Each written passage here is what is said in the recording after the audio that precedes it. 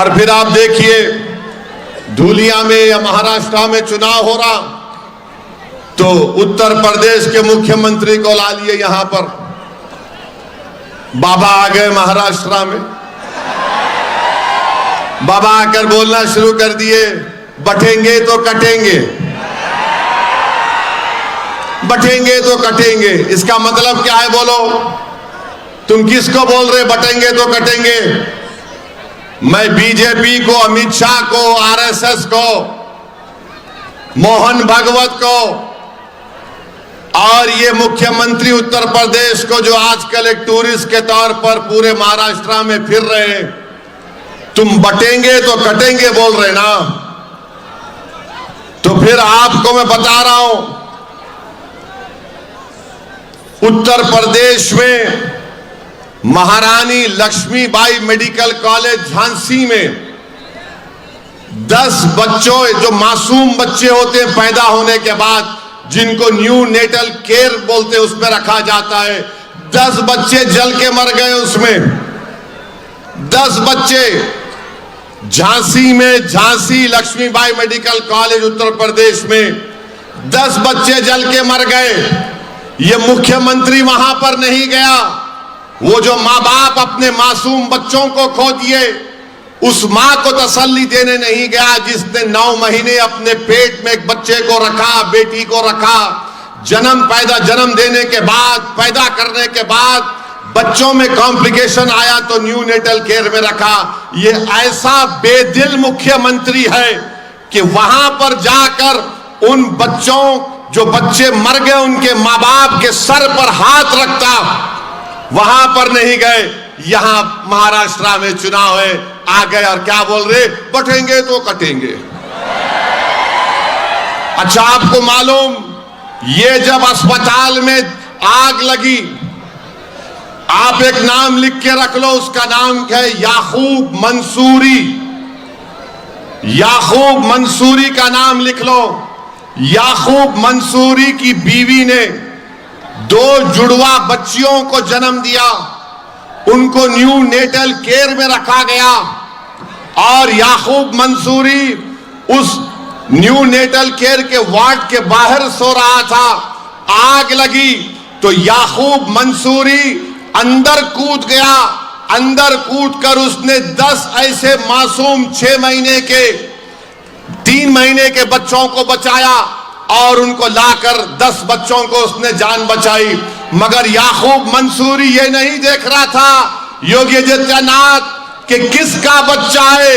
याकूब मंसूरी के दिमाग में एक ही था कि बच्चे मासूम है और याकूब मंसूरी उन बच्चों को निकाल निकाल कर बाहर ला रहा था। और हुआ क्या? और हुआ क्या? याकूब मंसूरी अपने 2 बेटियों को बचा नहीं सका, उसकी दोनों बेटियां आग में जल गई। याकूब मंसूरी की दोनों बेटियां आग में जल गई। अब बोलो योगी आदित्यनाथ, बटेंगे कटेंगे तुम बोल सकते याकूब मंसूरी के सामने जाकर? बोलो बीजेपी वालों, तुम बोल सकते याकूब मंसूरी के चेहरे पे जाकर बटेंगे तो कटेंगे? क्या देवेंद्र फडणवीस बोल सकते याकूब मंसूरी को वोट जिहाद, धर्म युद्ध? अरे इंसानियत भी कोई चीज होती है बीजेपी वालों। तुम क्या करना चाह रहे हो उस देश से? तुम आदिवासियों का कत्लेआम मणिपुर में नहीं रोक पा रहे हो। ये तुम जिस मुख्यमंत्री को लाकर महाराष्ट्र में फिरा रहे हो, उसको वो बटेंगे कटेंगे की बात कर रहा है। भाई रुक जाओ ना थोड़ी देर के लिए, रुक जाओ ना थोड़ी देर के लिए। क्या है वो? रुक जाइए थोड़ी देर के लिए। रुक जाइए, क्यों? कुर्सियां छोड़िए, बैठिए।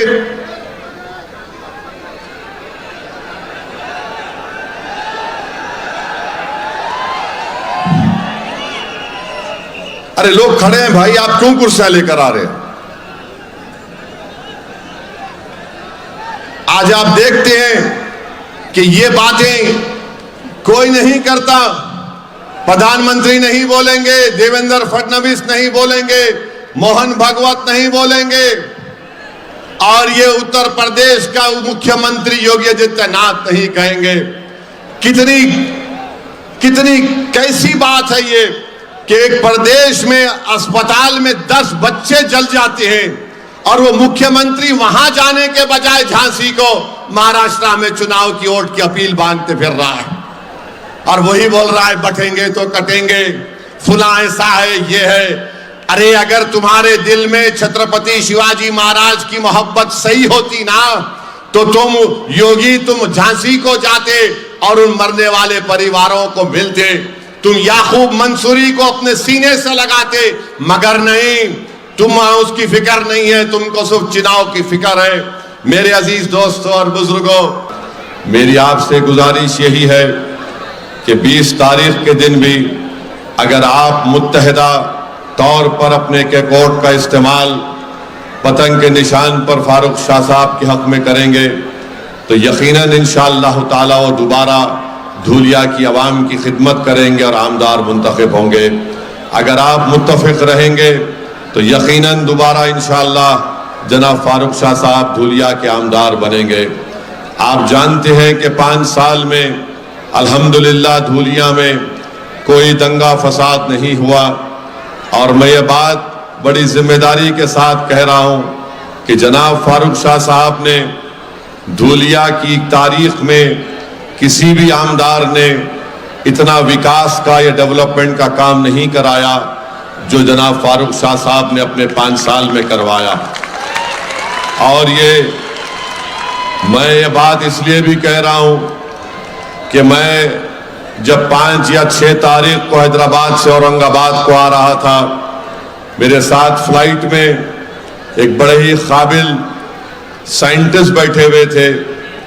उन्होंने मुझसे कहा कि आप कहाँ जा रहे हैं? मैंने कहा कि मैं औरंगाबाद जा रहा हूँ।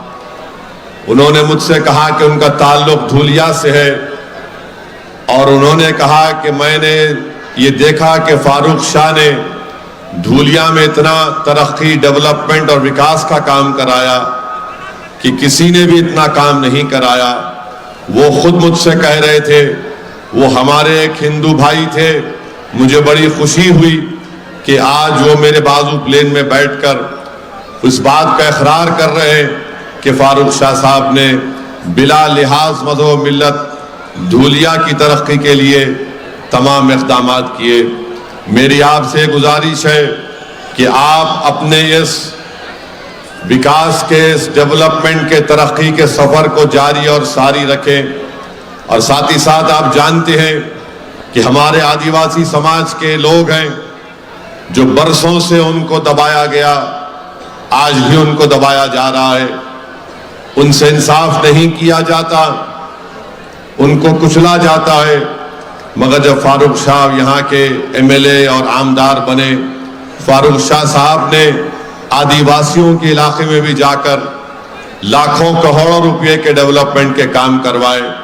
और मैं धूलिया के आदिवासी अवाम को ये तयखुन दे रहा हूँ, वादा कर रहा हूँ, बल्कि महाराष्ट्र और भारत के तमाम आदिवासियों को MIM पार्टी और ओवैसी इस बात का आपको वादा कर रही है, आश्वासन दे रही है कि हम हमेशा आपके साथ ठहरे थे और मुस्तकबिल में भी, फ्यूचर में भी हम आपके साथ खड़े रहेंगे।